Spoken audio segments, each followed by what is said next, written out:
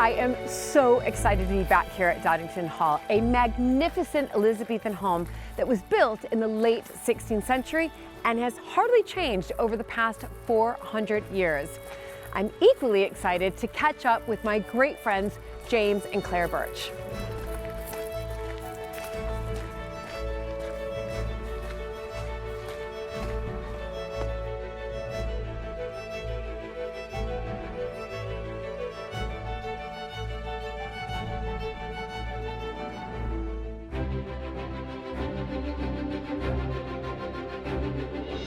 When I married into the British aristocracy, it was the start of a wonderfully exciting journey.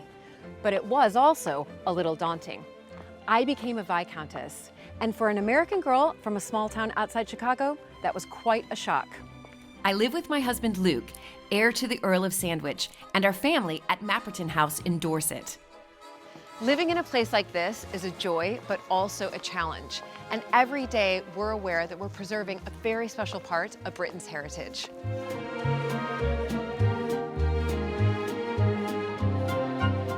Mapperton has opened up an extraordinary new world for me, and I can't wait to share it with you all.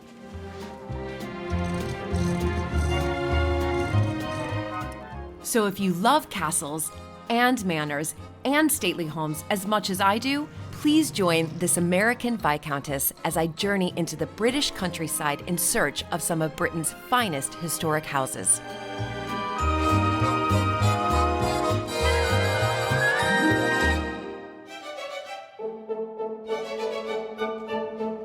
Doddington stands majestically in the Lincolnshire landscape. This Elizabethan mansion was built in 1595. To the design of architect Robert Smithson. The exterior remains unchanged, with the interiors reimagined during the Georgian period. Doddington is the family home to James and Claire Birch. Their vision has transformed the hall and estate into a destination, with its cafes, farm shop, retail offerings, events, nature recovery project, the list goes on.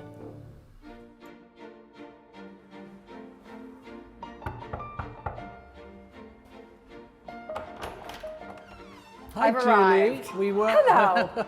We weren't expecting you, so that's great. My goodness, it is so nice to see you both, and it's so nice to be back. Great. Well, it's been a while, hasn't it? It has been a while. It's been way too long. So, but you know, it's bustling here. It's busy. It's, you know, it's dynamic good. duo. It's good. Come right and sit down and we'll catch up over some coffee and see where you want to go. I want to hear all that you've been up to since I last Let's come in the kitchen here and we'll just was here. a bit warmer. Okay, brilliant. I'm just going to put the kettle on. Perfect. Oh, lovely kitchen, lovely day. You have like an empire here. I arrived, I'm like, oh my gosh, Claire and James, once again. The people are coming. I mean, I had to, be careful crossing the road. There were so many people turning in. That's the busy road. Okay, Thanks. perfect. You covered that. Yeah, All right, good. brilliant. Come and have a seat, Julie. Why don't you Okay, go there? perfect. Gosh. Oh, so wonderful to be here, but I'm going to just fire away at questions because I want to know. I have to say, it's one of my favorite houses, probably because of both of you, but you are just this power couple, dynamic duo. You are. I've seen you give lectures. It's amazing what the two of you have done. And I guess I kind of want to rewind and go back to, if I can, kind of the beginning. And now we don't have a lot of time, but the beginning of, you took over and you thought, I'm in the heritage sector now. What are we going to do? And because you have built this amazing destination from what it had been to what it is now. We were just led by our noses and what we were interested in. Plus the fact there were some grants around and you had some savings as well. So first thing we did was actually get a grant to restore our walled kitchen garden. And there's because I felt it would be a great visitor attraction. It was a time when everyone was suddenly interested in low food miles and local produce, and we didn't have a tea room at that point.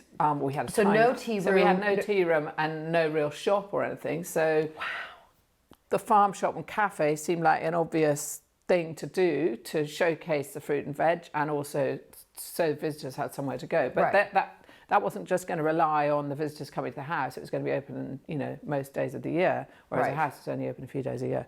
And we luckily got a grant from the EU for 30% of the building costs of the farm shop and cafe. Wow.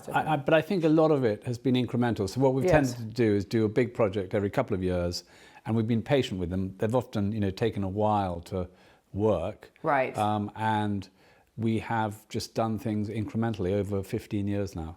Right. And so you can look back and say, why did we plan this? And actually, the plans have been quite short, and often the successes have been taking a while to happen. I mean, the farm shop was a disaster for the first 3 or 4 years. Yeah. Yeah. But you were one of the pioneers in the farm shops, because as you said, when was that, 10 years ago, 12 years ago? That was when farm shops... 2007, so... Right. Yeah.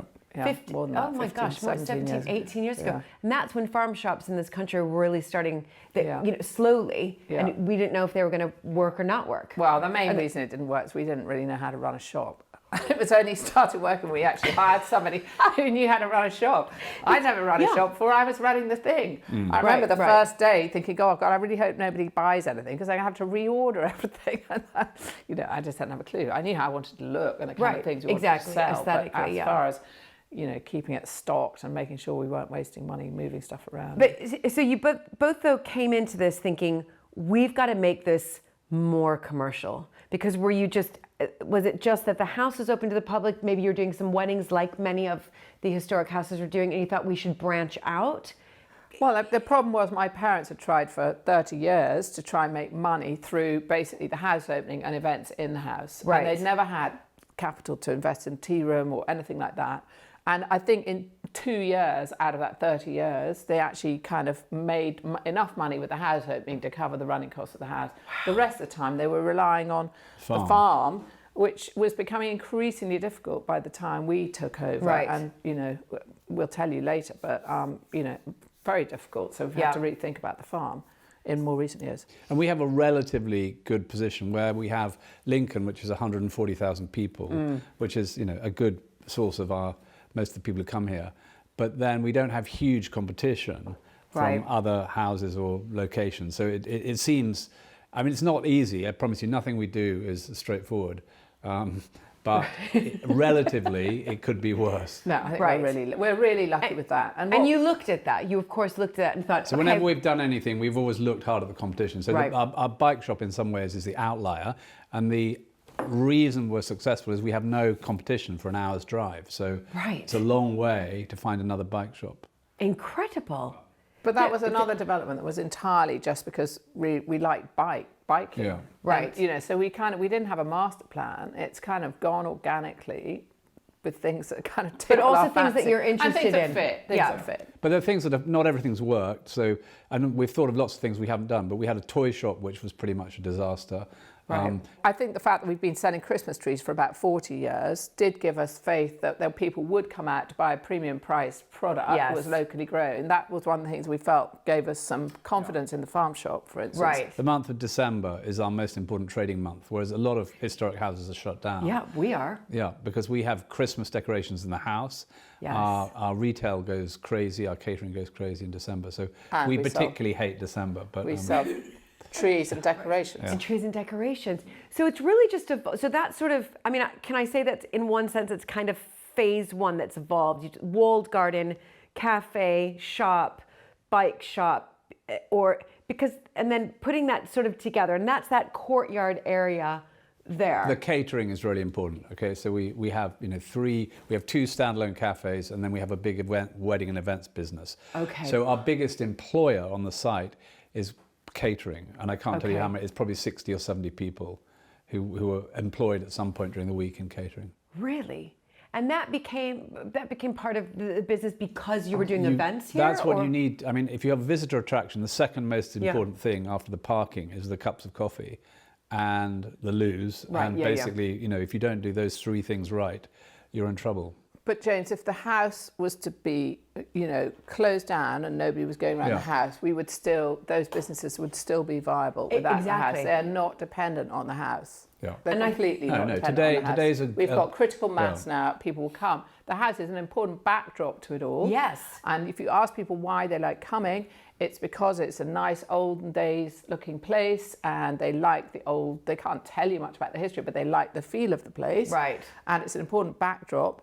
But it's not business critical. And in fact, if a management consultant came, they'd say, you've got these businesses that are all great, but there's this black hole in the middle, i.e. the house, you should probably just get rid of that. We're not going to get rid of it, though. No, obviously not. But Doddington has become a real destination. You're coming here, you're going to the farm shop, you've got a couple cafes, huge cafes, bike shop, other stores, paddle. But then on the wider estate, you are now rewilding. Your nature recovery, giving the land back to nature to do its thing. And when did that start and why did you decide to make that decision? I think a lot of it was around the fact that our farm was really, really struggling. So while we were doing all those diversifications that you've mentioned, we were trying to do them as sustainably as possible. It's something I've been passionate about for a long time, but the farm was contracted out. We weren't really thinking about that. I hadn't really sort of put two and two together that we could actually do stuff with our own land around climate and biodiversity. But then our farm, the contract ended, it came back into hand. It had been farmed by someone else for us while we were so busy with everything else. And it was really difficult. We were leaving the EU, so the subsidies that we'd been paid were being taken away. And at the same time, all the costs were going through the roof, all the chemicals, all the diesel, and the yields were all over the place because we were having these extreme weather events. I mean, we really were seeing the impact of climate change. So the farm, having been something that contributed sometimes to the overdraft and what paid off problems for us, was becoming a liability. And we were only breaking even with that subsidy, and that subsidy was being taken away. So we started thinking, well, this is not great. And then on the more positive side, we saw that some other people were doing stuff with their farms around letting nature recover and then building on top of that sort of nature-based tourism, nature-based well-being and all these kind of income streams. And we felt, because we had so many people coming here anyway, we reckon we have 250 or 300,000 visits a year, some of them multiple times by the same person, but that's a huge amount of people. So I thought, well, if we started doing a kind of rewilding type project here, not only can we do great stuff for nature and for climate, but actually we're going to be able to show a lot of people and inspire a lot of people and hopefully have a much wider impact. So we felt not worried about taking our land, which was only very marginal land, only producing grains for intensively reared, factory reared pork and poultry out of production, and focusing on producing really sustainable beef and venison and wild things from the farm, and biodiversity and carbon sequestration, and hopefully inspiring other people by coming to see what was going on to take that back into their own lives, whether it's their window box or their churchyard or the stuffy bed at the back of the playground. There's stuff people could do and take home from that. And so one of our challenges now is to integrate the farm into the tourist operation. So we want to have the visitors who come to see Doddington and the shops and stuff to go beyond the car park to actually have access. Go on safari. Yeah, and in various different organised ways, school children, adults, community groups. Yeah. I mean, there are lots of people who live in Lincoln who would never dream of coming to Doddington, but they might have all sorts of issues with mental health, or that actually coming out to the countryside can be really beneficial for. And we've piloted visits from these groups and they absolutely love it. But, the two of you also have been at this for how many years? 2006, I'd say. 6 or 7, 15 years. 15 years.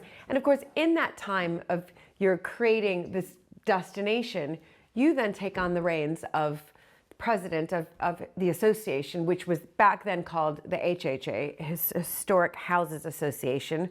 You've changed that. You came in, you were this sort of modern president, and you're like, right, I'm going to rebrand us, and we're just the HH, Historic Houses. Historic Houses, yes. Yeah, and clever. Yeah. I think it was a good moment. Every generation you need to change things a little bit. But it's a great organisation. So the most important thing is the 300 or 400 open houses, and then there are probably another 1,000 houses that are not open to the public regularly, get to share information, ideas, a community, and so in sort of success and hardship, we're able to share what happens, and in a way, what we're talking about today is the heart of the organisation. And then we also have a big membership of people who through their annual membership get to visit houses for free, and that group has risen from about 20,000 when I started to, I think now more like 70,000. So that's a good improvement. So it's exciting. But I think one of the most brilliant things James did when he was doing that was apparently there had never been a human being on the front of the magazine, the Historic Housing magazine, until James took it on. But you started telling the story. These are all privately owned houses. They're lived in. And that's what the USP is. That's what's different about them. And you realised that, and you started insisting that we tell that story better. Yeah. Because that's the first thing people do when they come into this house, is they look at the photographs. Of course they want do. to see the family. Yep. That they love the fact that there's sort of someone's trainers in the porch or whatever. And that's what it's all about. And nobody had really ever sort of crystallised that USP. And I think that's what was so brilliant. These are lived in, privately owned houses that are open to the public, the 300 or 400 that we mentioned, that are open to the public. So I'm a visitor, I can come in, but also knowing that the story didn't stop 200 years ago. The story is still being told, looking at the photographs. Oh my gosh, you mean the owners who live here now, they were married here in the church and they had their reception inside, and I think that's, at Mapperton, we were married in the church, we had the reception inside the house. People love that. Love it. And if you meet someone in the garden and they realise you involved, they say the first question they ask is, do you actually live here? Yeah. And I say, yes, that's my bedroom window. Right. And they say, well, how can you live here? And people are really interested in literally how people live in an old building. And that's the fascination. Yeah, it is. And they want to understand, gosh, the upkeep, and wow, this is, and I think more and more, because they are being educated through, if they are a member of HH in particular, if you become a member, you are educated on the craftsmanship that needs to happen on all of these houses, whether it's the stonemason or the lead windows, or, it's making sure that what we do, because they're listed homes, is like for like. And the other thing I do want to mention is, because I have luckily seen it before, I'm not going to deny that here, but the military, which we're going to go look at, the uniforms, which we're going to let the audience see. Yeah. It's astounding. I mean, I can't wait to see it again. And I'll tell you it as simply as I can, because until you see it, it's hard to explain. But I was given a collection by an American collector of 900 British military uniforms just before COVID. He had collected them in his lifetime. He was unwell with Parkinson's disease, and his sort of wish was that the collection should come back to the UK, because they're mainly British, and should come back in one piece. And he was turned down by all the museums because they just had too much stuff. They were worried about things like moths and conservation. Minor issue, yeah. Anyway, so his best friend, who was English and had been a soldier, went round a series of next level potential custodians, and he realised that the historic houses were potentially a source, because there had been a few military museums in historic houses, and I was one of the people who was contacted. I was the only one who showed any interest. I happened to be going to Boston, which was near where the collection was. The collection was in a farmhouse in New Hampshire, and I thought I'll go and see it. And after a day of looking at it, I was still confused, and it was a sort of 50-50 decision. And his wife rang me and said, if you don't take it, it's going on eBay. And I thought, obviously, I'd better take it. Right. But I didn't have total support from Claire at that point. So, did James come back from Boston and be like, hi? He said, how do you like the idea of having a military uniform collection, an 800 military? And I just said, you've got to be kidding. What's that got to do with Doddington? It's all about sustainability. We were all soldiers. Everyone was a soldier. All the men. Yeah, I said, it's completely off-brand. Why is nobody's going to be interested in military history? You didn't even collect it yourself. You said, acquiring someone else's collection is not the same as collecting it yourself. Every collection comes from somewhere else. Yeah. Anyway, I said, if they arrive, I'm going. Well, they did. Technically, they didn't arrive. They were in a container on a farmyard for a while. And then So I you didn't tell discovered. Claire. So you ship them over. Yeah. You put them in a container. Yeah, no, they were in the container, they'd been shipped in. And then I went down to the basement. He'd left his little man cave door open. And in the basement was all this sort of red and gold stuff. And I suddenly realized, I said, what's that? And everyone started sniggering. Literally, everyone on the estate, our children, everyone knew that these containers of uniforms were here, except for me. It was a very well-kept secret. But it was a great COVID project. So we had, it was in, Well, the collection was in you. 460 boxes. And so every day during COVID, I could open a box. It was It's like like having Christmas. Christmas. I can't deal. But the tragedy was he couldn't fit into any of them. He couldn't fit into any of them, except not the true. really boring, No, very the fat generals. man. Yeah, Yeah. the fat general. They're That- rubbish. They're the most interesting ones. Yeah. Wait, okay, so Claire, how did you then get your head around it? Were you like, it's here? Did you unpack any Well, of it the was boxes great. It yourself? kept him quiet and busy for many days. Unpacking it was I kind of was in slight denial. And then I went in and looked. And actually, even though I'm literally not at all interested in military history, the craftsmanship and the work Right, and the right. whole fashion story is fascinating. And just Yeah. the sheer wealth, the quantity of stuff is, you know, gobsmacking. I know you hate that phrase, Yeah. but, you know, it is really astounding, as you Right. said. And so it's his yeah. little project, and we were at the time we'd got a grant to build this big barn to house my father's collection of vernacular farm wagons from around the UK. Right, from that's the right. I 19th remember, I've century. seen- They're really beautiful. yeah. And James had this idea of kind of putting, instead of having it open to the east, putting a floor in. Yeah. And so suddenly there was this huge space where the uniforms could go. And So they fit in well. Yeah. they fit in well. Okay, and it's open to the public. It's just about to be open to the public Well- more regularly, so it's open by appointment at the moment. Because the problem is there are a lot of swords and delicate things which you don't want Health and safety, 12-year-old yeah. boys running around with. Only Okay, ever yeah. going to be able to be small groups. Yeah, it'd be being pretty shown around. supervised. Yeah. Right, and pre-supervised. Okay, well, we're When, gonna. when we see it, you'll understand why. Yeah. I'm so excited. I mean, I did get a glimpse before, but Yeah. you know, I can't wait for it to take my breath away again. Good. And the story is priceless. Right. What I would love is just to have a quick tour of, you know, a few rooms here at Doddington. How many rooms? I mean, I asked that to all historic house owners. I know it's hard to quantify that, but give me a rough estimate because it's 4 stories. No, Or 3 is- stories. 4 with basement. Yeah. There isn't a basement. 2 basements. You've never been There's down there. 2 rooms in one end of the house and a really scruffy cellar. It's not a basement like one of those big wine houses. cellar. with a No, basement. but you've got, when I'm saying stories, was I'm doing Yeah. the American way. It's You've not got a- ground floor, first floor, second floor. And then we have some mezzanine. okay. No, Claire, we have 2 mezzanine floors. It's a really complicated house. So from the See? outside, it looks like 3. Yeah. But on the private, what was the staff side, there are staff bedrooms on half-height rooms. Okay. Okay. So it's a complicated house. So this ceiling's 3.5. quite low and there's a bedroom above it, whereas the next door room goes the full height. I see. Okay. But anyway, in the main part of the house that the visitors come to, Yeah. there's 1 big room on each floor and 2 rooms on the wing where the bit sticks out on each floor, basically. So there's 3, 6, 7, 8, 9, 10 10 biggish rooms plus a couple of smaller rooms that people visit. Okay. And there's probably another 20 this side of the But house. the reason Right. for that is the Elizabethans didn't have these vast hordes of servants. They couldn't have, they weren't in the position to have huge amounts of I think they domestic. just shared bedrooms. Well, yes, but you didn't. There's a sudden transition in Georgian times, and then particularly in Victorian times, where everybody has to have a maid and Right. a valet, and so you don't have in Georgia. I mean, in Elizabethan houses, you just don't have these huge numbers of bedrooms because either they share them, or Right. they live out, or they just don't have them. So Right. we're relatively short of bedrooms. We only have 7 or 8 working bedrooms for a house of this size. Right. Okay. And then, but you've got, obviously you live on one side of the house or in one area, and the children all grew up here, didn't they? So, Well, or we you- moved here when they were kind of 13, Yeah. 12. Okay. Yeah. They all Okay. have bedrooms. Yeah. Yeah. So should we go have just a, we can just do a whistle stop tour. It'd Yeah. be lovely just to see it again. Yeah. Yeah. Great. Let's Okay, do great. Let's go.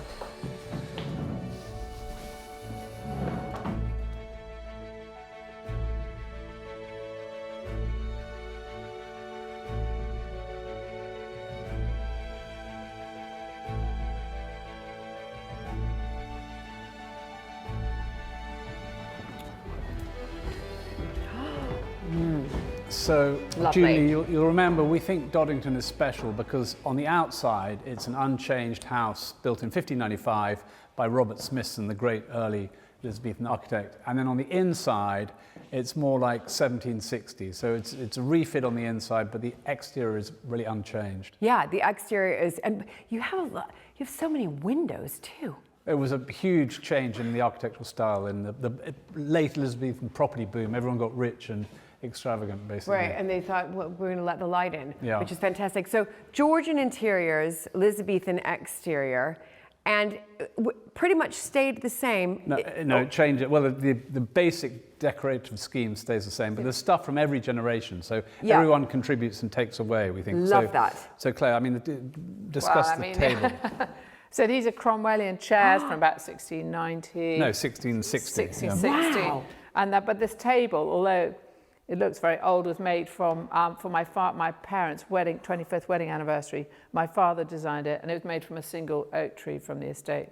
So that's rather lovely. That is lovely. Yeah. So you basically have Cromwell, 17th century meets sort of Yeah. So you have 20th century. nearly 400 years between the two Unbelievable. items. And then there's lovely ceramics collected by one of my ancestors there, and then my father's modern British studio pottery, sort of 20th century. But sitting on an even bigger gap. So these are chests probably taken from the cathedral by Thomas Taylor, who built the house. He was the lawyer for the cathedral. He probably borrowed these on a rainy Monday morning. Never gave them back. Lincoln. Oh, Lincoln Cathedral, right. And the ceramics are, 500 years later. So these are about 1550, we think. They're incredible. They're beautiful. And then, of course, you're combining sort of contemporary with Well, good old... it's just the house has never been sold. It's never been cleared out in all its history. So it is just full of junk and less junky things. No, and stories, though. That's Yes, what's yes, extraordinary. yeah. Wonderful, wonderful Yeah. stories.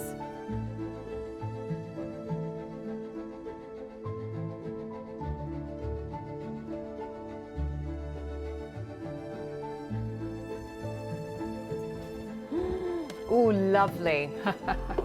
Lovely, lovely. And so, Family- Julie, this is the brown parlour. It's our sort of smartest sitting room, and we do use it at Christmas and when we have dinner parties and stuff. It's super smart. And pictures of your kids.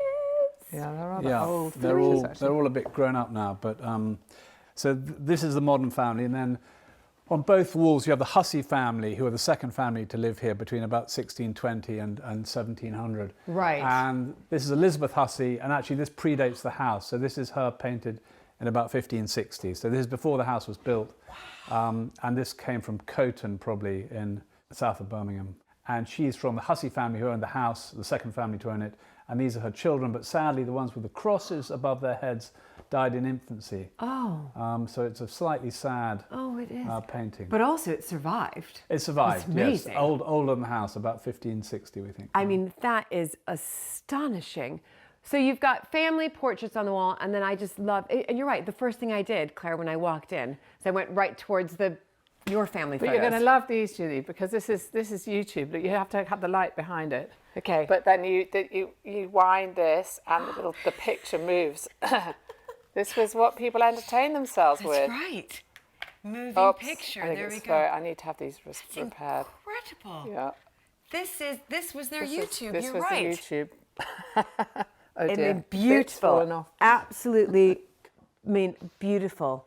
That these survived as well. Yeah. I mean, that's the thing. There are just things like that in the drawers. Again, just reiterating, it's fantastic coming into homes like this that they're still lived in. No, we use Hearing this that room. you Yeah. use this room. There's, do. family photographs Lots of there. Silly games. And of probably lots of fond memories. But open to the public, people can Yeah. come and see. It's my favourite room in the house, I think. I really love this room. I like the name, All those the memories brown. of silly games at Christmas. No, yeah, no, exactly. I like the name, the brown parlor.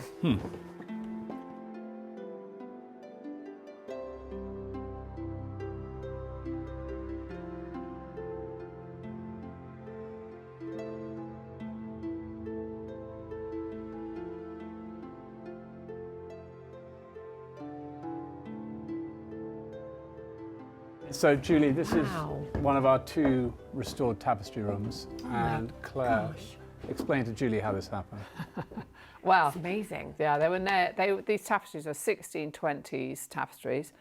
So they were already antiques when they were chopped up and nailed to the walls in the 1760s, and basically they've been there ever since, and they were absolutely filthy. James, why don't you show Julie? Yeah. Julie, So this is what when they look like. So this out is of the when we first washed. wash. This was the first wash. I mean, it's completely black my with coal goodness. dust, and this was just like one of the first written. This was after having hoovered buckets and buckets of coal dust out of them. No. So the coal dust from the fires was basically caked on all the fibres and basically eating into the fibres. Oh, so we my raised a lot of money goodness. to basically have them taken off the walls, cleaned, and Yeah. then conserved. And we set up the big frames where they worked on the conservation work right in the room next door, so all the visitors could see it happening, which was great. It's great. Although we had to train our volunteers to do the interpretation because the stitchers couldn't actually keep stitching while they were talking to people. I don't know why they couldn't stitch. Right, because so many people were asking questions Yes, because they're we fascinated. Yeah, so anyway, but it was good. So But that was 3 women sewing for 3 years. yeah. You're kidding yeah, me. No, Yeah, it was a yeah, long, yeah. long, Oh very my long. goodness. And then we Look stuck at them back to the walls using Velcro. Okay. So if we have any So- dramas in the future and they need more work or cleaning or whatever, and they've got a linen backing so the moths can't get at them from behind. And so they're fantastic. And then I think the final thing was this lighting. We got this, new LED lighting is just so great. And they just sing now. They're very, very full of life and colour. Right. And, So when they were, being conserved and that black was being, taken away, were there elements and motifs from the tapestries that you said, oh my gosh, I didn't know that was there? No, their faces and Yeah. all the detail. I mean, This- of course, the colour's gone from the UV. So, so in fact, where you see underneath the skirting boards where it's been protected from the UV light, there's much more red. So basically, the red has gone. Okay. There's the reds and pinks. And there's some sort of joke stuff going on. So this guy smoking his pipe is actually very visibly sitting on his shotgun, which is unfortunate. But anyway, they obviously had fun with the design. That is just brilliant. They're Gosh. really lovely, really lovely. There were originally 3 rooms with these tapestries on. The second one we've done. The third one, sadly, the tapestries were sold in the 1920s. Okay. I don't know quite why, whether they were in worse condition. I'd love to get them back. It would be amazing. And it was called the Battle of the Beasts in there, and there were all sorts of animals. We've got 1 unicorn left, which we can show you. And actually, I want to show you that room because I know you've got some textile conservation headaches, and I want to tell you a little story about a bed. Okay. Yes. This is a textile conservation story.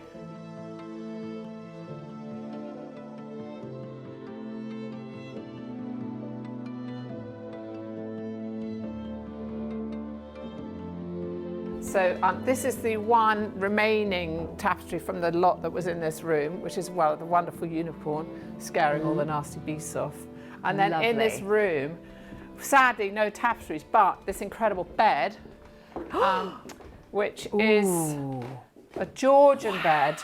And it was originally at Seaton Delaval, which is a big house up near Newcastle that was also owned by the family. And it was brought down to Doddington in the 1760s, probably again as part of this redecoration. Okay. And basically it was restored in the 1970s. And what they did was they just got like nylon gauze and they glued it to the fabric to hold it together, to stop it falling apart. Anyway, this was failing and the curtains were just shredding and falling apart. So I approached the National Trust to have this fantastic textile conservation studio. And I said, how much would it cost to restore the bed? And they said, if you pay us £3,000, we'll do a quote to restore the bed. And I thought, this is just ridiculous. You've got to be kidding me. Absolutely crazy. So I started researching the silk, which is called Spitalfields silk. And it was originally woven in Spitalfields in London. But all those weavers, not all of them, but a lot of them moved to Sudbury in Suffolk.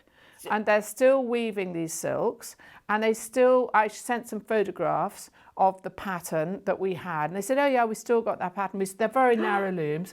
So for about £3,000, rather less than £3,000, I got enough silk woven to basically replace the curtains in the front. So I've only done, the rest you can see. Now, if you look closely, it's obviously a different colour. And there were so many different variations of the pink. I had to choose one to go for. But basically, they wove this silk new for me. Wow! And then I just got the old braid and stitched it on by hand. So I kept the old braid from the old ones. Did you stitch this yourself? Yeah. What? So I made the curtains. And you can see here, these are the ones that are splitting. These ones are splitting. I see. Look. Yeah. Yep. So those are the next ones to do. Yeah, I guess I'm going to have to do them next. And, you know, I was a bit worried about it, and we asked somebody who's a specialist in old furniture. I said, should I do this? You know, should we be just trying to restore the old silk? He said, no, this is ridiculous. This bed's been cut down. It would have been taller originally. What? So in the original room in Northumberland, in Seaton Delaval, apparently it was a lot taller. He could tell it had been cut down in height. He said pieces of furniture like this move from place to place with the family. They put new curtains on and they redid the thing. They wanted a different style. He said, don't worry, just make new curtains. Don't be too precious about it. You shouldn't be too precious about it. It's a living house. And this is what you're doing. And this is what you're doing. And then someone's going to tell the story that you just told me. Exactly. How wonderful. So you've got the back to do. You're all right. No. I'm just, And then what about... I mean, God knows. I don't know how I do that. Yeah, how do you do that? I have no idher. But, you know, maybe I can't do that. But you know, at least we've kind of stabilised the very worst bits. And, you know. It is a beautiful... So it's a fab bed. It is a beautiful bed. It is sad that I would give my right arm to get the tapestries that were originally in here back. Do you know where I've got one blurred photograph of them and evidence that they were sold from an auction house that doesn't exist anymore in Gainsborough, about 10 miles away, but that's all. For not a lot of money, I don't think. No, sadly. Right. Anyway, they're probably been destroyed by now by their own dirt. It's a lovely paint colour. Yeah, I know, it's good. New paint colour. Yeah. What is it called? Brinjal or something? Yeah. It's lovely. It's good. That is a fantastic story. So you sew as well? Yeah, well, I went to a very old-fashioned school. We were taught to sew. Oh my goodness, Our Claire, curtains, what can't you do? Not beyond me. That's amazing.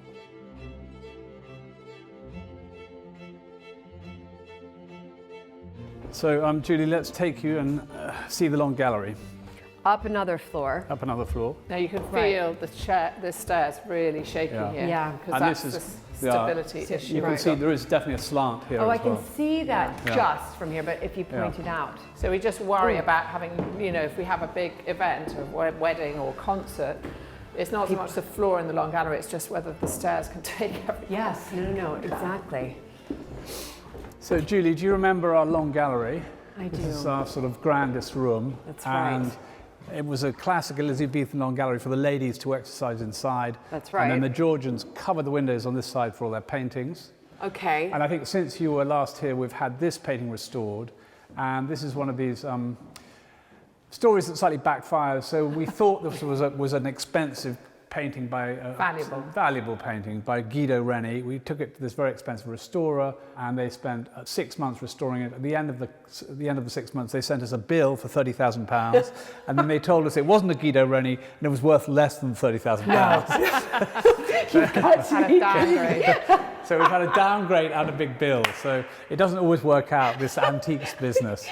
But we think this painting must have looked amazing because this room was originally peacock blue. Okay, so we've got old paint scrapings I can show you. Right. And so you can imagine the tapestry room's quite dark, the wallpaper in the room underneath, and then this peacock blue with this painting. It's pretty extraordinary. It must have been quite a strong look. Right, yeah. Do you ever think about going back to that Well, strong funny enough, look? I didn't. I mean, originally, one of the first things we did was this had been yellow since the 1970s, and we repainted a slightly paler yellow. And we did discuss going for the peacock blue back in 2006, and I just thought, no way. Would have been very But cold. funny now, I would consider it tastes have changed again, haven't they? Tastes have changed. I mean, it's a lovely yellow, don't get me wrong. No, but it has. But now that I see this, I know, would this be really. picture It here, would be you quite think dramatic. I might go for it, Yeah, I have a feeling you will. And then at the other end of the gallery, there's a happier painting story. So this is Joshua Reynolds' largest ever painting, and it's of the Countess, the Earl and Countess of Mexborough, and the Countess is Sarah Delaval, so she's the youngest of the 12 Delaval children, and they're on their way to the coronation of George III in the 1760s, and that's why they're so dressed up. She is beautiful. So this is Reynolds' largest painting. I think there's one at Blenheim which I looked at and I think is very close, but this is I think competition, of course. it's a competition. This is the biggest and definitely one of his best. And she there is young. She's 20, I think, and then she's repainted by Sarah Reed, who's a female portraitist, aged about 30 on the other side. On the other side. And that actually currently is a replica because the original is at the Tate on exhibition. Oh, you've loaned it out. Yeah. Okay, well done. Yeah. So this, I mean, beautiful. She was stunning. So she was the youngest of 12. Yes. Is that right? 7 boys and 5 girls. And her brother was the one who redecorated this house in the 1760s. Okay. And again, okay. the 12 children failed to produce a single male heir, a surviving male heir, which is why the family name changes again. So the Delavalles die out, and then it becomes a Jarvis house, as in Claire, my wife. Right, no, exactly. So that's so interesting. So all 12 children, nobody produced an heir. Well, the Well, boys there was one who died. Yes, no, they Just what I'm before saying, his they 21st birthday. they didn't survive. So then They didn't survive. it was left to one of the nieces, who then was about to marry your great-great-grandfather. She died of tuberculosis, but she left the house to The great Colonel Jarvis anyway. Her too. Yeah. He was quite well to do, so that was a good thing. So that's a break. That's the only break in the bloodline. Okay, So the names change quite often, but Right. they were a very dashing but unlucky family. Yes, because look at, I mean, she has a little one right there. Yeah. Who A boy. a boy. Yeah, they would dress them in dresses until they were about 7 or 8. It's and wonderful that it's, there's an American connection there. They're on the way to their coronation of George III, who is the king in charge course, of yes. the War of Independence. Who Or- gives away country to And then this is the setting, so we use this room for concerts and weddings and exhibitions sometimes, and playing. I mean, when I was a kid, we used to roller skate up and down here. We played badminton in here, that kind of thing. I remember having those Scalextrics, those cars. Yeah. We used to play, yeah. How much fun. I mean, the old days, it was considered quite unhealthy to go outside. Right, yeah. So it would be best to take your exercise inside. Right, of course. That's what people would And walk so it up became and a down. roller skating They'd rink. get their paces up. And of course, earlier than that, yes, you just go up and down and up and down. Extraordinary that these long galleries were built really for exercise. Yeah, yeah. And for showing off paintings, I think. Yeah, but lovely room. But I think peacock blue is what's going to happen. The paint's great. That's the original colour. Oh, I see. Yeah. So it's really quite a strong colour. It is a strong color. I have a feeling when I next come back, it's going to be peacock blue. Ooh, yes. Right, let's keep going.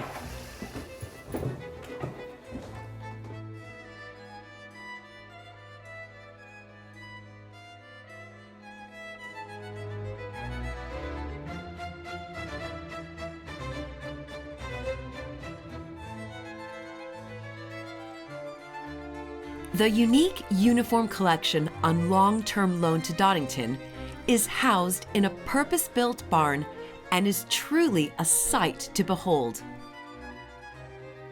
Okay, James, I mean, this is insane. I don't even know where to start. Wait, how did you get all this stuff over here? It came in a shipping container in 460 boxes. And during COVID, we opened 1 box every day, which is like Christmas every day. Was that your plan? We're like, that's it, just 1 box every day? Well, no, because when we made the decision, we didn't know about the pandemic. But anyway, so what you're looking at, Julie, is about 900 British Army uniforms, mainly officers, almost all tailor-made in the great London tailor shop, Savile Row. It's mainly the ceremonial end of the dress code. So most regiments would have 12 or 13 dress codes. These would be the smarter, the senior 4. So ceremonial, blues, service dress and mess kit. And what we think the collector was trying to do is collect those 4 senior dress codes of about 200 British regiments that existed basically at the beginning of the First World War. So I'd say the center point of the collection is 1914. Okay. But it ranges from 1881 to 1945. Really? So quite a narrow period, 70 years. And you can also think about it as Churchill's years. So Churchill's born in 1874, and he's Prime Minister through the war. So the collection covers the period that he's involved. Churchill serves in 6 different regiments in one way or another, which is remarkable. And we don't have one of his uniforms, but we have Viscount Harry Alexander, who was his favourite general during the Second World War. You have his uniform? We have his uniform here.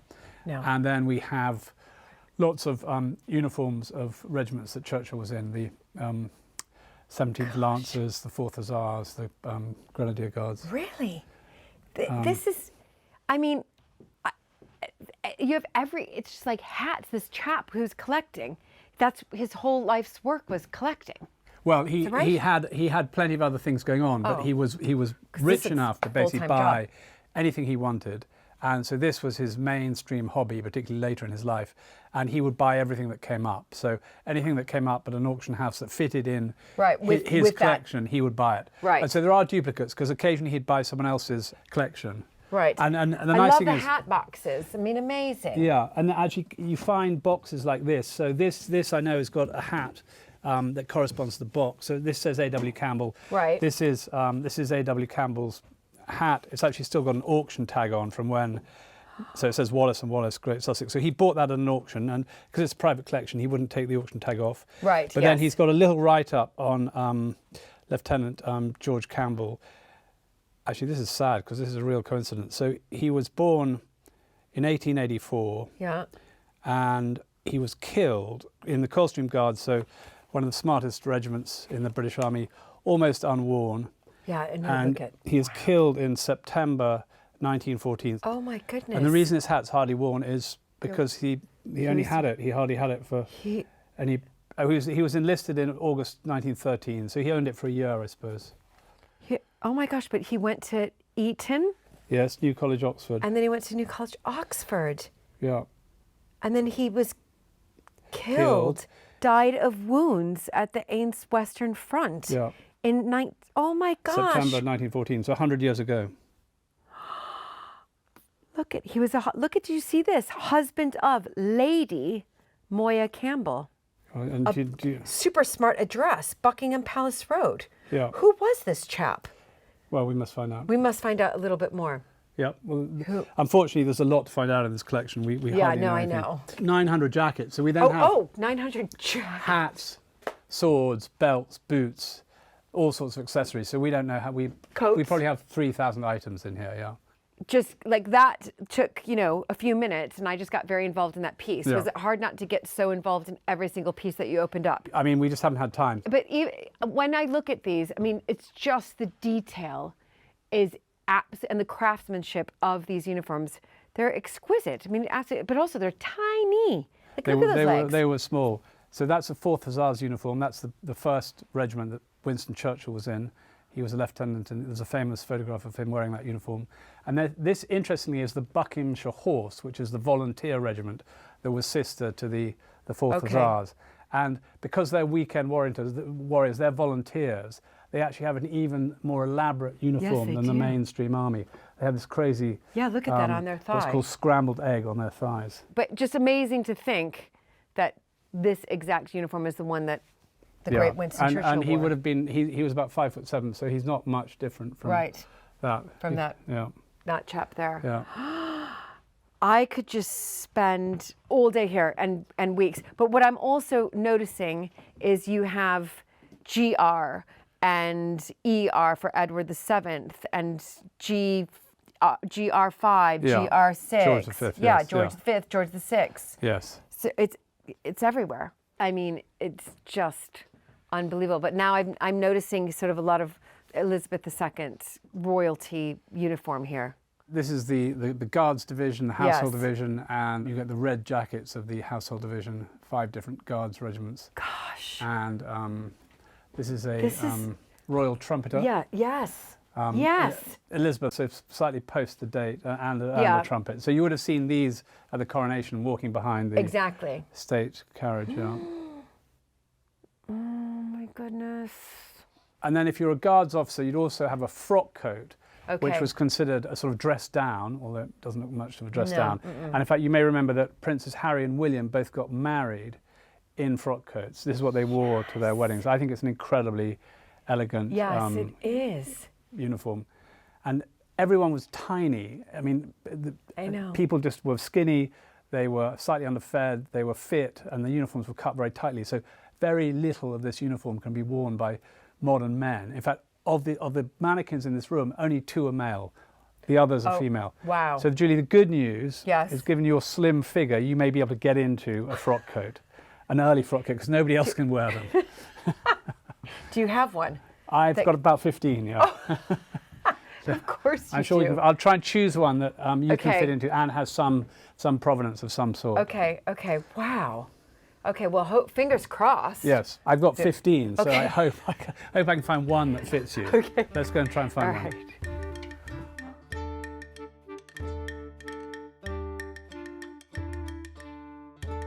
So Julie, I think I found one that might fit you. Let's try the hat first. And I think the hat actually has got a label in. So this says, made by Edward Smith,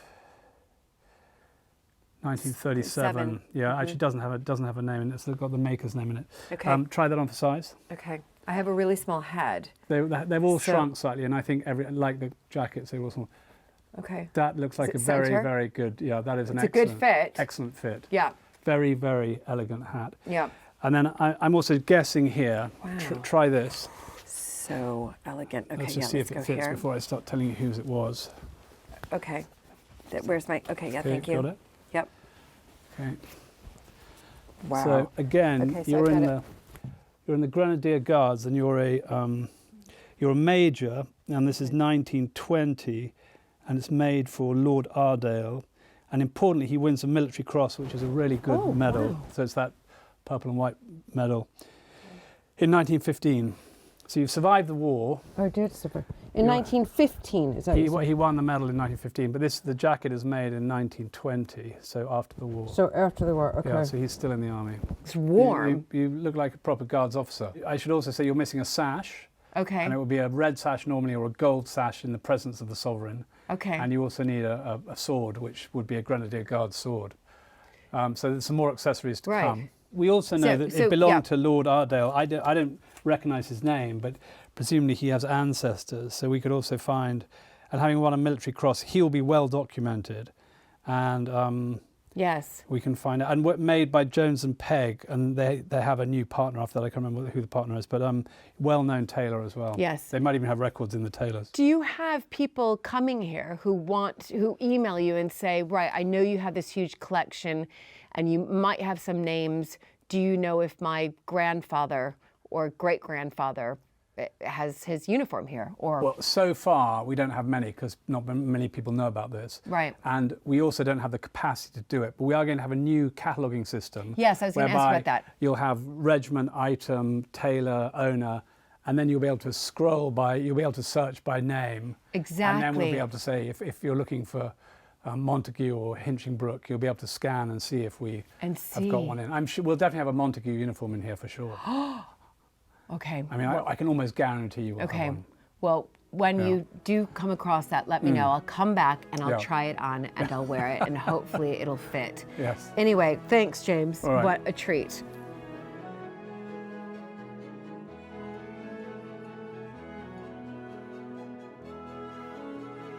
The Doddington Visitor Experience encourages people to discover and understand the natural landscape of the wider estate. James and Claire have an ambitious 100-year vision to create a haven for nature to thrive.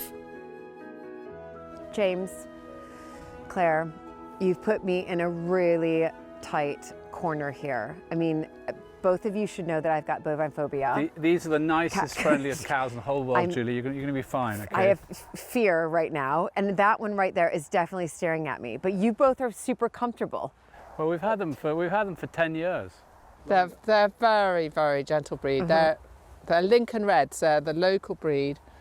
They're pretty. bred to be a multi-purpose breed for milk and for beef, and they're incredibly docile. They're not like the modern dairy breeds. The breeds that can be nasty are the modern dairy breeds. Okay, well, I found a tree just in case I need to climb up it. I mean, they are getting a bit closer, and they're walking towards me. But this is part of your rewilding project. See, if these were the white part cattle, because that's what we have at Matmerton, I would be much more afraid because they've got the big long horns. But these do look a little bit more They're cuddly, yeah. timid. So tell me a little bit about Wilder Doddington, and when did you start your rewilding project, and where are we today? So we're 3 years in, and 3 years ago this would have been a wheat field, and you can see what it looks like today. Very, very different. Yes. But I'm going to let Claire explain why we're doing it. Well, the other thing I'd say is that it wasn't just growing wheat for bread. It was growing, all we were growing on our farm, because it's very marginal land, was grain for intensively reared, sort of factory reared pork and poultry. Right. unfortunately, it was getting increasingly difficult to produce that because the climate's changing. We have a very volatile climate. Price of all the inputs were going up, and we were really having to think again about what we could do. And because we have a lot of people coming to Doddington, if we did something around nature, we could actually have some amazing social benefit as well. We could be a really public place where people could learn about nature recovery, the kind of ecosystems that have the best biodiversity, and really start talking about sustainability, climate change, biodiversity, all these crises we're facing to our huge audience here at Doddington. So it's a combination of push factors, and then we felt that because of our situation where we are, how many people come here, that there was this kind of opportunity to do something for nature, but in a very public way, and try and inspire other people, whether in their own lives or other landowners, to kind of go go for it and do stuff themselves. No, exactly. And it's about getting people out in nature. I think that's one of the major benefits of, I think, Rewilding projects. So why did you choose this cattle here, and what's their purpose? Well, we already had a herd of Lincoln red cattle. Okay. This is our herd we've had for 15 years. And these are commercial, so they go into our cafe, into our butchery, and so this is a really important part of our business. We have 180 Lincoln Reds. Sadly, every week one of them goes to the gets eaten. They've had a good life. Yeah, they look happy. And they're creating biodiversity. They're sequestering carbon, because you can see all these little trees growing in the field. We've already got nature coming back here. And if we didn't have the animals, we'd have to either have lots and lots of people strimming to try and create clearings in what's the scrub that's going to grow everywhere, or it would just become this completely impenetrable scrub, and that's not what there always were animals. There always were animals. There were wolves moving them around. So we're the wolves, we're moving them around, and they graze and browse and create mess, and hopefully once all these birch trees that you see growing everywhere start getting really big, they'll be bashing their way through, eating. We've already seen them. They like the birch, they love the willow. We've got willow growing on some of the really wet areas, and they really like that. That's of course got aspirin in it, so we think that they're self-medicating. But then like you, Julie, we also have pigs, we have deer, and we have ponies, Exmoor ponies. So we have four grazing species that give you the right balance between, hopefully the right balance between exactly. And what kind of pigs are doing your roodling? Well, I claim they're Lincolnshire curly coats. It's a little bit ambiguous. They may be Mangalitzers. It's completely ambiguous. No, Lincolnshire curly coats were extinct in 1972. But their genes were saved in a test tube and exported to Hungary. And if you feed them Lincolnshire plum loaf, they definitely like it. So I'm pretty sure they're. Anyway, Lincolnshire curly coat, the most crazy pigs, but they had a furry curly coat like sheep. And these Mangalitzers have a very similar. Okay. And so that's why we chose them. But they also have lovely stripy youngsters, so the piglets look very wild. And there is quite a lot of kind of wild boar in them. Okay, so they're very much bred to manage well on really rough stuff. And in fact, if you bring them into somewhere where there's lots of food, they get incredibly fat. So it's better for them to be They're somewhere. named after English queens. I think the two we're looking for out here are Victoria and Camilla, but I'm not sure. We'll see when we get there. Okay, what is it? Camilla and Victoria? Victoria, I think, are the two we saw there. There's a blonde one. Yeah, well, we've named ours Sage and Onion. There you go. So beat about the bush. Exactly. Okay, so this is phase one, right? Sort of your rewilding project, but you touched a little bit about more access to the public, and that's kind of you're building on that. That's your phase two. Yeah, because there's no point in, we felt we had this opportunity here at Doddington to realise the social benefits from connecting people to nature again. Right. And we all learned about that in COVID, didn't we? And there's so much science coming around that. We live in an area... Oh my God, it's the pigs! Oh, here they are. My God. Come on, guys. Oh my God, they're so cute! Come on. Oh my God, it's the pigs! They've got curly coats. Can you see their curly coats? They're quite... Okay. Actually, funnily enough, they're in their summer coats. They're not that curly at the moment. So Camilla's the blonde one and Victoria's the dark one. Okay, Camilla's the blonde, Victoria. Yeah. Oh my God, oh my God. And they have, if you look closely, they have got you could make a fur coat out of that, couldn't you? Oh, James, it'd be very bristly. Oh my gosh. Wait, and they're like friendly do you know what? They're in with the cattle? Yeah, no it looks problem? like it. They're not normally, pigs are not normally friendly with cattle, but ours are. Look at them. Oh my gosh. Oh my gosh, look at them. Okay, is this all safe, right? Yeah, this is all safe, yeah. Look it, come on. They remember James, obviously. Look. They haven't seen him for about 18 months. This is, Brilliant. it's almost as if we planned this, but actually we didn't, everybody. Well, we did. None of this is No, planned. don't put your hands in your pockets, James. They will bite you. They've been to drama school. Look it. watch it. Honestly. I'm being fine, but they're fine. They're friends. They're friends. They think he has a Let's cake. scratch your curly coat. Come on. But look how furry and bristly they are. You scared them away. This is amazing. You scared everyone away. Oh my gosh. Okay, wait. Yeah, fine. We're all safe. Look it. They came. I think they really like the cattle. Or they knew that James was here. They smelled James. They're very curious. Look The at thing about keep pigs looking is at you being they like, can't really see very well. I think they just their smell. eyesight is terrible. They basically rely entirely on sound and smell. You know, the same with the Tamworth. Yeah, watch out, because they... I'm going to bring you. Isabel got a very bad push from one of them the other day. I'm going to bring you a chocolate roulade next time I see you. Oh my goodness. Look at They look quite wild, though, don't they? They wanted to get on film. That's it. They were basically feeling So very. they love these big hedges with ditches on, you know, so there's sort of tunnels through these hedgerows here Look at this. in the ditches, and they go rooting through there. See, I am being circled. This don't is worry. brilliant. Okay. Sorry. This is amazing. Yeah. So yeah, this could be a visitor attraction. So yeah. part of it is, you know, offering safaris. People can come and see Yeah. what's going on. And then part of it is about really doing things like school visits, really getting kids from these really deprived areas around us, getting them connected with nature, just getting, Yeah. we're not even trying to teach them anything, we're just giving them fun, running around in Right. the fields, catching grasshoppers. I mean, look at how Because- happy that just made me when I saw them. Exactly. Do you know what I mean? Exactly. Seriously, I was squealing. Exactly. No pun intended. And then we're doing community visits for Right. people with mental health problems or recovering from this or that. And we're doing a lot of volunteering. Right. And we're working very closely with the University of Lincoln, where we've got lots of students coming to do dissertations, field studies, learn field skills, that kind of thing here. Look, they really are right in the middle though. It's Yeah. amazing. Okay, I mean, it's They're amazing. surrounded by, they're in there. Yeah. They're all friends. Yeah. So you've got amazing groups coming to visit, from school groups, people writing their dissertations, people who just want to get out in nature, especially for their mental health. I mean, that is fantastic. Yeah, I know, it's very exciting. So this is all being funded by a lottery grant. So it's called the Lottery Heritage Fund, and people who play lottery are actually contributing to this, which is fantastic. Right, So yes. a big grant, and in the middle of the slightly less visited part of the farm, we're building something that we're calling the Wild House, which is going to be the centre. So we can house the school visits, we can have community groups there, there's going to be a base for the volunteers, there's going to be a lab for the university students, and our bigger, Wow. ever-increasing farm office is going to be located there.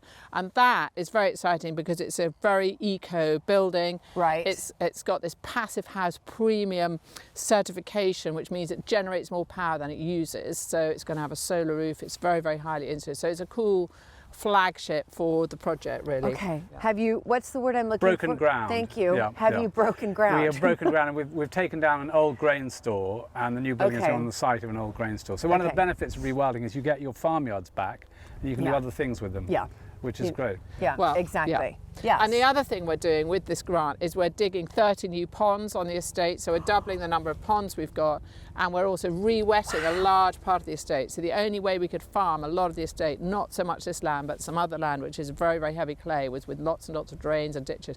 Lincoln downstream floods quite often if Right. we don't. So if we're slowing up water on our land, holding it up, Yeah. and it's also cleaner water because we're not putting any sprays on the fields anymore, then that's actually going to reduce the risk of flood.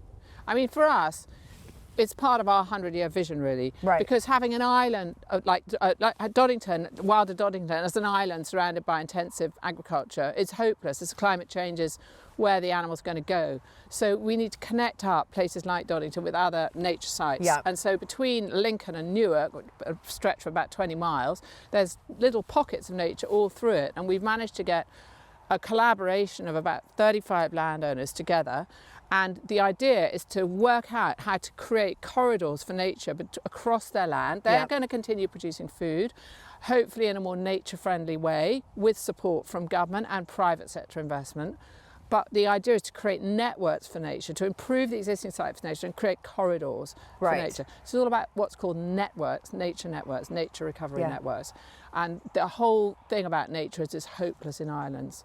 So it's bigger, better, more joined up, is what everyone says. Yeah, and it's fantastic. And also the landscape recovery, I think it's 30 years, is that Yeah. Yeah. which is The absolute- longest program out there, yes. Exactly, Yeah. which is absolutely brilliant. Yeah. Can I just also add that not only is it just wonderful to hear about all that you have done, and also in such a short period of time, I mean, we're talking 3 years. This started in 2021, and it's incredible. But I'm also going to pat myself on the back because I was breathing through that. I didn't climb up a tree. And I kept calm, and actually I really enjoyed that. I have to say, I really enjoyed the curiosity, but the highlight was having Victoria and Camilla come here. That was brilliant. just brilliant. Couldn't have I planned mean, it. couldn't that plan was it better. fantastic. Anyway, wonderful what you've done, and I can't wait to come back year in and year out. And listen, we are good friends, and I know that we'll be seeing a lot more of you and heading out here. And it will look different every year. That's the fun thing about this, is it's something different every year. I want to try and find some little oak tree seedlings to show you Oh, yeah, on yeah, the way let's go. back because Let's go. they're pretty spectacular, seeing them coming through without being grazed, because there's not too much grazing going on.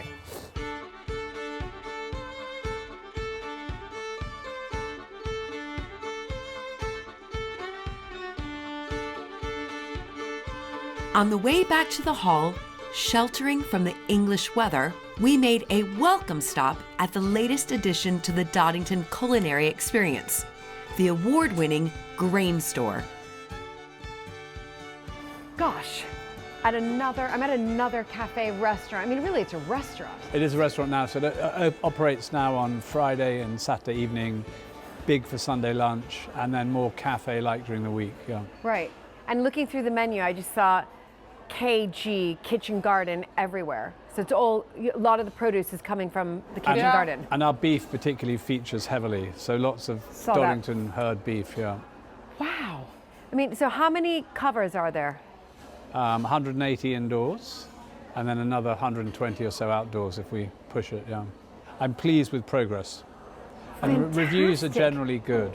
Yes. Yeah. But also it's beautiful. So somebody came in, wonderful architect, design. You knew what you were wanting to. No. We changed our minds quite often. And at one point we had the mezzanine on the other side of the building, but then we couldn't have had a balcony. And it's a big room, but the acoustics are really pretty good because we've spent a lot of time and effort on the acoustics. So this is all acoustic felt. The whole roof is made of acoustic felt. Yeah, because every single table is pretty much taken down below, but I can barely hear it. And it's a wet Monday, It's amazing. Yeah. It's busy for So it's exciting. You must be both just what you've done. I mean, I thought cafe number 1 was pretty genius, but now you've got a restaurant, bar, you know. I think the million-dollar question was whether this one would cannibalise too much from the people coming to the farm shop cafe. Right. And mercifully, that doesn't seem to have happened too much. There's a little bit of shifting, Right. but I think it's settling down, and you know, overall, we're definitely got much more sales than we had across. This is replacing a much smaller little casual cafe that we had, that was inside the bike shop. I remember that. Yeah. Which was just always overcrowded. Right. So yeah, it's kind of got a slightly different feel, and hopefully slightly different audience. Yeah. And people are finding where they're happiest, and they sit alongside each other. Right. I mean, it's just amazing, though, what you both have done. If you look at what you were given, in one sense, you know, a historic house and some land, farm, whatever, and you thought, no. Of course, you want people to still come and visit heritage, but you've got to also be able to offer lots of other options, I think. And you've done that with the bike shop, with the retail, with the farm shop, with the cafe by the farm shop, with now this big restaurant, and then the huge Rewilding project. And on top of that, what's it called? The Wild House. The Wild House, which is going to bring in groups. Yeah. So when are you ever going to stop? Well, that's it, as far as I'm concerned. Definitely. She says, no, I know I'm going to come back here in 5 years' time. Definitely not. And Well, there's going to be something else. I promise you. There's going to be like, No, we've got. I mean, the thing is, once you've got all these things, you don't just forget about them. You've got to keep refreshing them anyway all the time. So you know, it's not like it's not over. It's slightly less exciting, perhaps, to be redecorating or refitting your toilet block or whatever. Right. But those, you know, we still have to spend money on these things to keep the interest in the customers and everything. Well, and to keep it aesthetically looking exactly, how it should be. Exactly. Well, well done to both of you. It's so exciting and brilliant just to be here. You must have a look later at the huge painting we've got, because one of our great friends, Miranda Creswell, painted it. And it's of what we think Wilder Doddington might look like in sort of 30 or so years. So when it's wetter, with all the lots more, wetlands. exactly, Yeah. lots more vegetation, and there's some wonderful little detail as well of animals. They're oil paintings that she did in a barn last winter. I mean, up a ladder. So they're fab, actually. So yeah. they are fab. Yeah. And as you mentioned, you want to put in 30 more ponds. Yep, so There- there are some of the ponds. Yeah. So there are some of the Yes. to be Yeah. seen very soon. 30 more Yeah. ponds Yeah. coming. Well, I'm looking forward to coming back in the next 5 years to see what else has popped up. Good, Julie, that's a challenge. Nothing else. We'll think of something.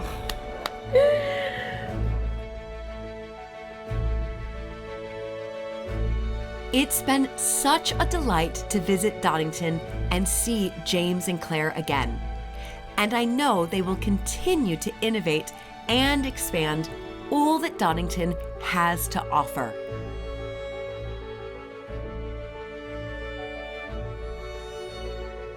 Before we left the grain store, James had one more surprise in store.